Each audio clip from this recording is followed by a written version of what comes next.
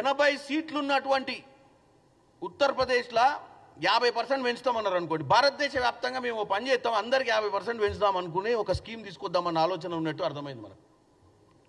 అంటే ఉత్తరప్రదేశ్లో 50% పెంచితే ఎంత అవుతాయి? 120 సీట్లు అవుతాయి.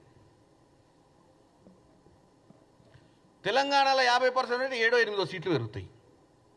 ఎక్కడైతే బీజేపీ పరిపాలిత రాష్ట్రాల గురించి నేను చెప్పినో అక్కడ పెరిగినప్పుడు 100 సీట్ల తేడా పెరుగుద్ది మనకు. అంటే 100 సీట్లు వాళ్ళకి పెంచే అవకాశం ఉంటుంది గెలవడానికి. సో మార్క్ ఏంది? 50% వచ్చిన వాళ్ళు అధికారంలో కూర్చుంటారు.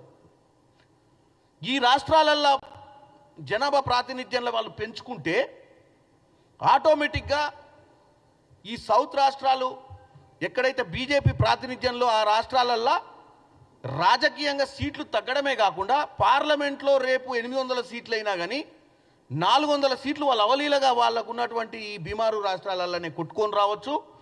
ఈ దక్షిణ భారతదేశంలో అటు పంజాబ్లో కూడా వాళ్ళ ఉనికి లేదు. అటువంటివన్నీ కూడా దెబ్బపడే పరిస్థితి ఉంటుంది. దాంతో పర్మనెంట్గా బీజేపీ భారతదేశాన్ని ఏలుకోవాలని, ప్రతిపక్షాలను నిర్వీర్యం చేయాలని, రీజనల్ పార్టీలను నిర్వీర్యం చేయాలన్న ఒక ఆలోచనతోటి ముందుకు పోతున్నట్టుగా గమనించే ఈ నెల 22వ తారీఖు అఖిలపక్షం మీటింగ్ పెట్టడం జరిగింది.